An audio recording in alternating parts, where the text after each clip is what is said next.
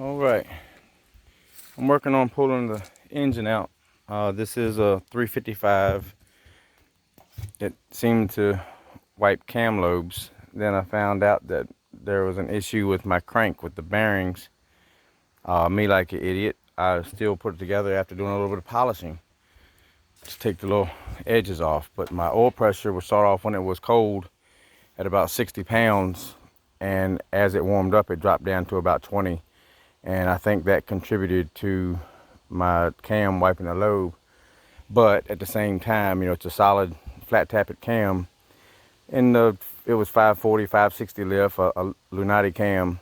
Lunati is my preference. I've ordered another Lunati cam, but this time it's not it's a solid flat tappet again, but it's not a circle track, oval track, whatever cam. It was the tight last cam was the one I had for oval track, short track deal. But it felt really good on the street. I built a smaller cubic inch 316 cubic inch engine and had it in here, and I did one before and it felt really good with that same cam. So I put it, being it was the same combination in the same, that bought that same cam for this 316 I bought, built on it for this truck. And which this, just so y'all know, those y'all that follow the channel know, this is green bean. It's obviously green. It's a S10 93 model. You see the rallies on it, but it's kind of a long, skinny vehicle. It's actually the same wheelbase as my dad's 56 long bed down there. It's like 124 or 123, I think, inch wheelbase. So it's pretty long, slim. The longest wheelbase of the S10s. But so I named it Green Bean. I thought the name was fitting. My girlfriend kind of laughs at me, but it is what it is. But anyway, issue with the cam wiping the lobe, and when I broke it in, I did not remove the middle springs, or I don't have the money to really be spending on the smaller ratio, the 1.3 rocker arms. They're anywhere from $250 to $300, and I don't have that to really be spending on those. That I only use very, very seldomly, if only, if more than one time. So this time I'm gonna remove the center springs when I break it in because of the spring pressure. They say it's not good for a flat tappet cam, but I am yeah, you can see the headers unbolted there and there, and I'm getting ready to remove the intake. I started removing bolts, but I still have a couple there and there to remove. Take the intake off, that way I don't damage anything. I don't have to worry about taking the carburetor loose from the intake. But everything else is undone except for the bell housing bolts, which I've loosened. I broke them loose, and the engine mounts after that. I'm gonna take the water pump and stuff off too.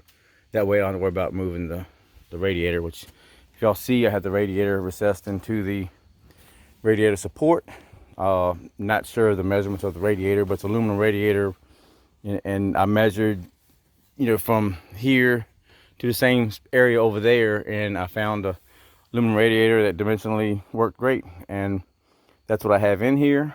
Bought it either at Amazon or Summit or something, I can't remember. It's been a few years now, but you see my headers are the front fender well exit or whatever, front fender exit, or however you want to say it. These are Schoenfeld headers. They are 1 3/4 primary, 3.5 inch collectors, which if you look, you can see the clamp here. This is a Schoenfeld 6-inch, 3.5 inch header, or not really header, but it's the muffler, and I have it straight to the header right there. Got a sheet of aluminum here to protect my headlight deal there from the heat. I don't know if you can see up in there or not, but you can kind of see the way the baffle is, maybe. I don't know, maybe too dark, but you can see like some, see if I keep things still, you see like some pieces of metal kind of sticking up inside. Yeah, there you go. You can kind of see them there. That's kind of how the baffling is. There's actually a Schoenfeld 3.5 inch header insert baffle that's the same stuff. Quiets it down some. As far as decibels, I have no idea how many decibels down, but it quiets it down some, but it's still pretty loud. I haven't had any issues with the local authorities yet, but you know, you never know the future. But yeah, this is a 350. I purchased a Summit Racing cast steel crank is what I have in it now. And one of the issues I have, because I'm replacing the crank also, is if you look, try to line them up, the crank pulley and the alternator pulley, I mean the water pump pulley, does not really line up. I've never had that issue before until I put this crank in it. I've had a whole different engine with these pulleys. I've had this engine with a different crank, and for some reason this one does not line up. And I'm assuming, you know, not knocking Summit, because I love dealing with Summit. They're really on point when it comes to things that they have. Their brand stuff has always been good for me, but it just seems that the thrust area on the crank, the surface on the crank for the thrust washer, is machined not quite where it's supposed to be. I mean, it's like a 16th to a, I ain't gonna say an 8th, but maybe what, 3/32 or something like that off. And I've had issues with it throwing the belt off. I bought a pulley, I mean, an alternator bracket system that goes here, puts alternator right here, and man, it kept throwing it. And I had to do some rigging here. You know, where I'm putting this bracket, this is the old school style bracket that goes over here usually. And I had to flip it around, go on the back side of the alternator over here. You know, the bolt going in here and the alternator here. But get it as far over as I could in order to keep the belt on it. And let's say I was turning it to 7,500. And, you know, anytime I hit any kind of RPMs, my lights would come on telling me the alternator, I mean, yeah, the belt was off, and it got pretty frustrating. About ready to figure out some other deal for the belt, but I went ahead and did a little extra work, earned a little extra money, and bought me a Scat 350 crank, cast steel. You know, for my thing, I'm not using any kind of forced induction or nitrous or anything. It's all just naturally aspirated, so I felt like a cast steel will survive.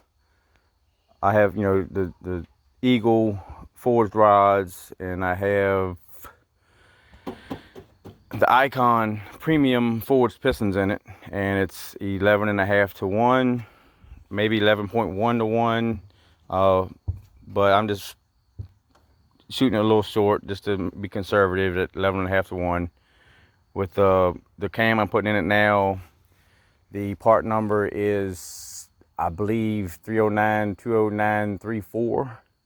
I think it's an actual drag race cam. They say it's their most popular cam for a 350. A lot of the specs for that cam, not specs, but a lot of the, you know, the gear ratio, the stall, you know, the requirements in that form are very similar to what I have, so I'm expecting some good things out of it. It has a little more duration than what the other cam had, and it also has a tad less lift, which for spring life, you know, that's pretty cool. It's like 554, 556 or something like that, versus 540, 560. So it's a little bit different, but it should be a similar cam with a little more duration. But anyway, just want to show y'all what I'm doing. I'm gonna try to pause this thing, and then, you know, when I get to another step, I'll hit the record again and keep getting it. That way I can keep it going, because I don't have the things I need to actually how do you say it, go through my videos and you know, change stuff up, add stuff, whatever. I don't really have an app or anything for that. I'm just kind of going by my phone. Anyway, I'll add to this a little later.